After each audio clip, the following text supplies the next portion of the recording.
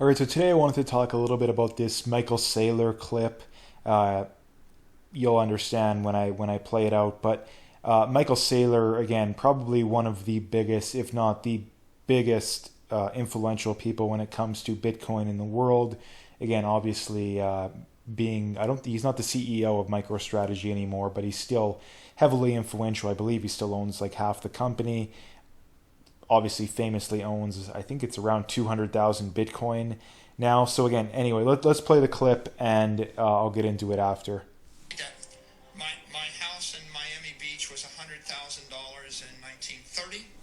It was appraised at $46 million a few years ago. Do the calculation. It's on a path to be worth $100 million, which means that the US dollar will have lost 99.9% of its value over 100 years. Warren Buffett knows this. Charlie Munger knows this. Basically, the bottom line there is your money in the bank isn't money. Okay, so the answer is you shouldn't have any money in the bank, right? You're basically losing 7% of all your wealth every year in a good year. If it's the dollar, you're losing 15% of your wealth. My house and my... All right, so that was the clip. Again, that was, I believe, the last time he was on the Valuetainment podcast. I don't know when that was, but it doesn't matter. So anyway, he brings up a very good point here, and the point is quite simple in that people, well, I mean, for starters, on one hand, you feel sorry for people, but on the other hand, you don't. And again, my line of thinking there is people don't realize just how much they're getting screwed. But on the other hand, it's like most people vote lockstep, in a cult-like fashion for the policies that lead to the inflation and the cost of living issues we see. And this is really a testament to Bitcoin in and of itself, because when you look at cash, again, you are absolutely stupid to hold anything more than the bare minimum cash you need on hand at a certain point. And on top of that, the general rule of thumb is, you need your 3 to 6 months, emergency fund, and that you're typically going to have in short-term bonds or a savings account. But I mean, when you look at most savings accounts, still are very pitiful returns. If you look at T-bills right now, you're getting your 5% or whatever, but if we're being honest, I mean, according to the government, inflation runs about 2% a year over the long run, but the actual hard reality is, real inflation is probably double or triple that, maybe even more depending on what you're looking at. So real inflation is probably anywhere from 4, 5, 6, 7%. And that means that, if inflation is 7% a year, well, that means that prices are doubling every 10 years, right? So if you, in a lifetime, in a working lifetime, that means that, prices have gone up 400% just in your working lifetime, not just your lifetime. So that's a huge problem. And this is another problem that not enough people talk about when it comes to investing, is that when you're looking at bonds, for example, or stocks, right? Your bond is getting 5% per year. Stocks return 8% or whatever the number is per year. That number is irrelevant. The number that is relevant is the real return. Because if you're getting 5% on a bond, but inflation's running at 5%, the real return is zero. You're breaking even. Or if you're getting 3% on your bond, then you're actually losing money. And that's something that isn't talked about nearly enough, because the real return is what is important. And this is one of the many reasons why I like Bitcoin, and I think Bitcoin's going to do real well, because a lot of people are slowly learning this lesson the hard way, that cash is trash, right? Cash is trash. Bonds are overrated. They're not terrible, but right now. But over the long run, I think that, if anything, rates are going to go down. Over the long run, they might stay around where they're at right now. But, if you were to go 5 years, 10 years in the future, and people had, you have to bet your life savings, are interest rates going to be higher or lower than they are right now, I would probably bet lower for both of those. So But again, nobody knows. But I mean, the reality is that if you look at the government, they can't afford. I mean, the interest on the debt, I think, is over $1 trillion right now in the States. I mean, they can't afford rates to be this high. But on the flip side, there's a lot of concerns there. That's a whole nother rabbit hole in and of itself. But this is a huge problem, right? This is a huge problem. And again, another of the reasons to be bullish on Bitcoin that not nearly enough people talk about is in Canada and in the States, cost of living and inflation is an issue. Like, it's a real issue, but it's not an issue that people are like regularly like going homeless because of. Like, most people are still going to be okay if inflation's 5-6%. Now again, over the long run, that's not true, but over the 2, 3, 4, 5 year period, if we have where inflation averages 5% over that time, that's pretty bad, but it's not catastrophic.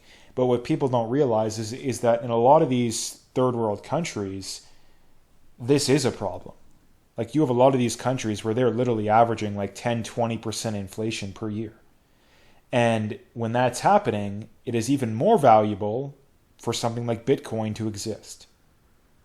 And again, it's funny because the more you learn this stuff, the more bullish you get.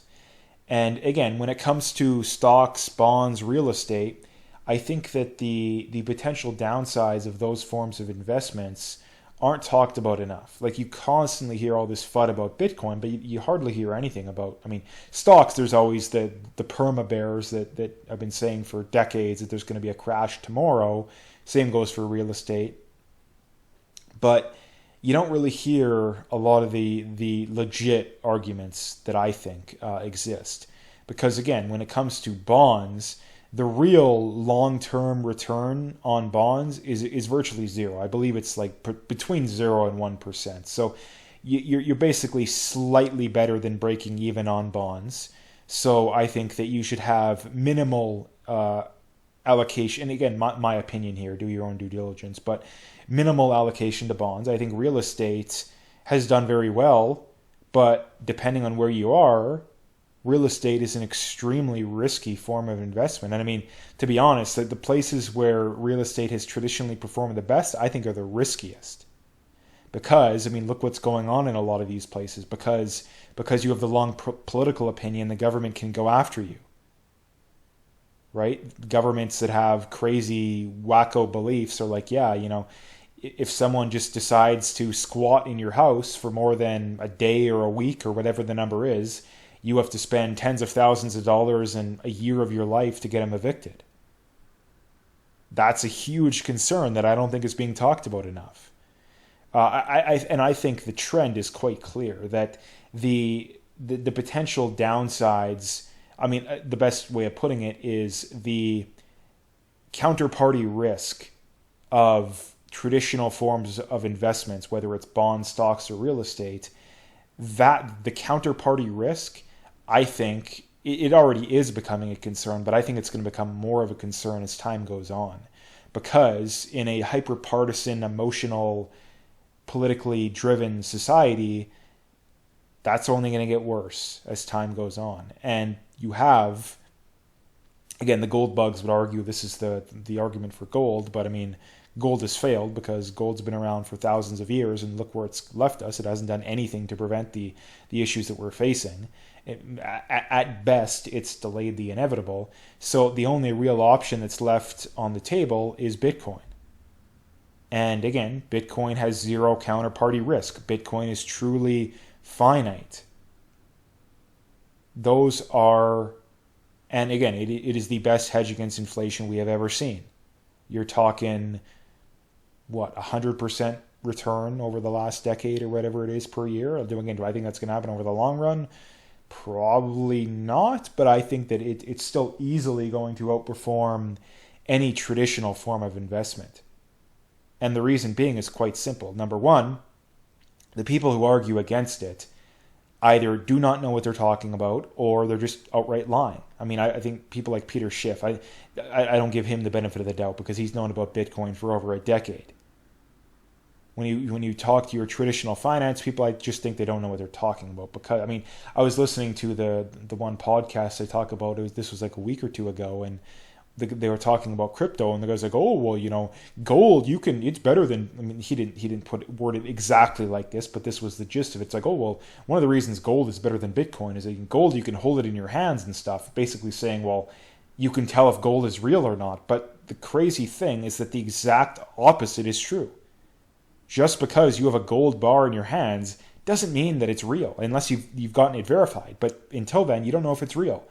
If you have your Bitcoin and you transact it on the blockchain, it's real. You can tell that 100% for sure. But if you trade, $10,000 for some gold without getting it verified, you don't know if it's real or not. And my point here is quite simple. These people have no idea what they're talking about. These are people with economics degrees that have been in the finance industry, the money management industry. I mean, I think this guy's been in it for like 20 years. And yet they still are clueless. Absolutely clueless. And I'm not cherry picking here. This is 99% of these people. I mean, look at your Dave Ramsey's and like the vast majority of these kinds of people. They are clueless. And eventually, some of them, not all of them, maybe not even the majority of them, are going to wake up. And the same thing goes for the average person. I mean, I believe that, probably 50% of the population would rather be living in a tent city having to dig through dumpsters than, just admit they're wrong about their political beliefs and they don't know what the hell they're talking about anything.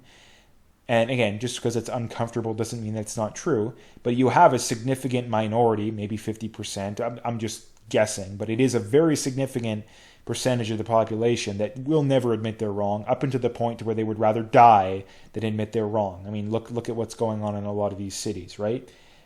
But again, we have 20, 30, 40, 50%, whatever the number is, of the population that eventually is going to get tired of the status quo and be like, hey, my options are never be able to retire, have to work till the day I die, or just buy some Bitcoin. Which one do you think people are going to choose? Eventually, people are going to say, yeah, like, to hell with it, I'm buying some Bitcoin. And the same thing goes for pension funds. The same thing goes for mutual funds. You name it. Corporations. Why?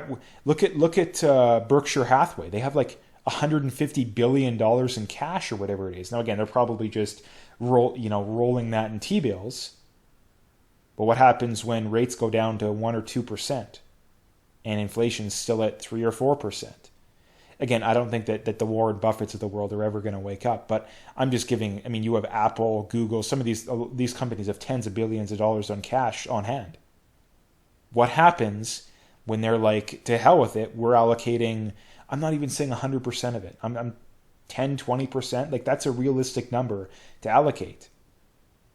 And again, you have global assets right now. Again, I did a little bit of research prior to this video, but the number is around $500 trillion, right? 1% of that is $5 trillion. The current market cap of Bitcoin's what? Roughly $1 trillion? So again, based on current numbers, 1% means Bitcoin should be around 70,000 times 5. So you're looking at about $300,000 US per Bitcoin if 1% is allocated to Bitcoin. And I think that's a conservative number. My number, again, 5, 10%, like even 2 or 3.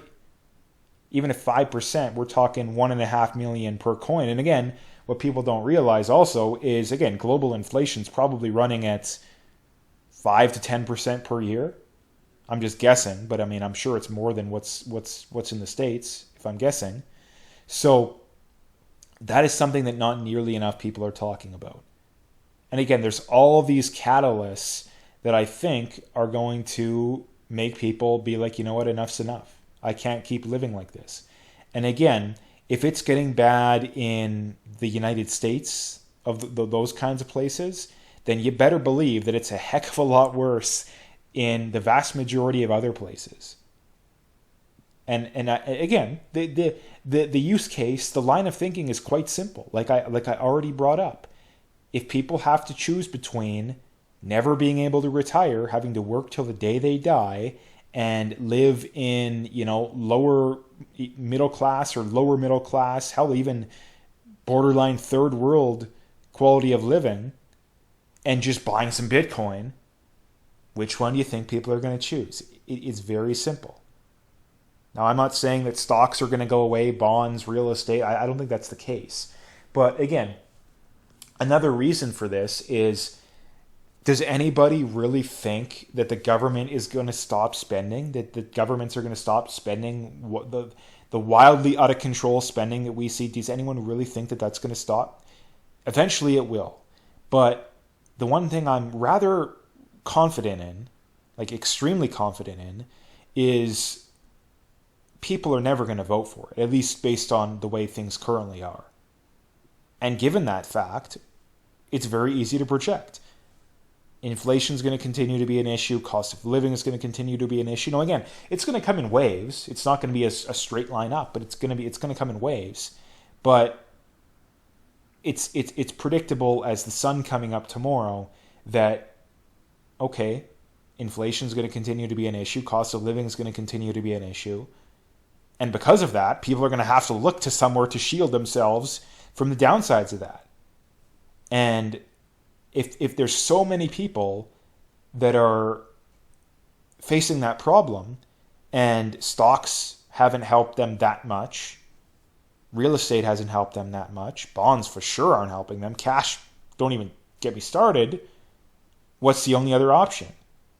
I mean, the gold bugs will chime in there, but again, not like gold hasn't been around for thousands of years and it hasn't fixed the problem.